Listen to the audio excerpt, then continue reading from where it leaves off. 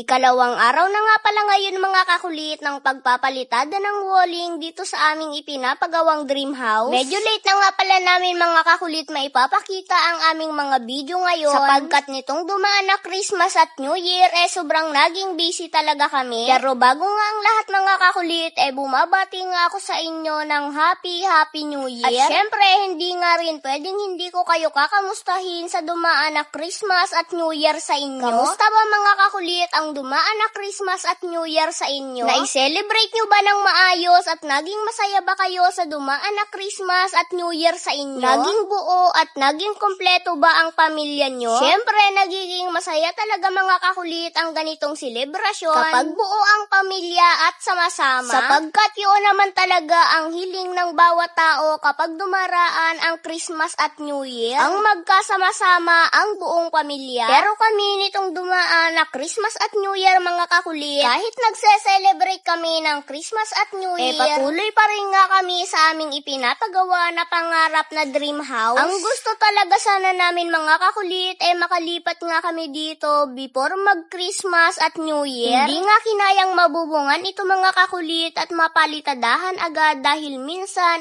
ang inyong daddy kulit nga lamang ang gumagawa dito. Kaya naman yung aming kagustuhan na makalipat before mag-Christmas hindi talaga nangyari. Hindi talaga maiiwasan mga kakulit na hindi absent ang aming mga trabahador dito. Sapagkat nitong dumaan na Christmas at New Year mga kakulit napakaraming selebrasyon talaga ang ginagana. Kaya naman pag minsan halos sabay-sabay talagang hindi pumapasok ang aming mga trabahador. Dahil pag minsan sabay-sabay nga rin ang kanilang selebrasyon. Kaya naman napipilitan talaga mga kakulit ang inyong daddy kulit na siya lamang mag-isa ang gumagawa dito. Dahil sa kagustuhan namin na matapos na nga ito. Bali itong video nga pala na ito mga kakulit kaganapan before mag-Christmas. Parang sa pagkakaalam ko mga kakulit December 21 kuha itong video namin na ito. Tulad ng sinabi ko sa inyo late na nga namin maipapakita ang update dito sa aming ipinapagawang dream house. Sobrang saya talaga sana namin mga kakulit kung napabubungan nga namin ito before mag-Christmas. Sapagkat kung napabubungan nga namin ito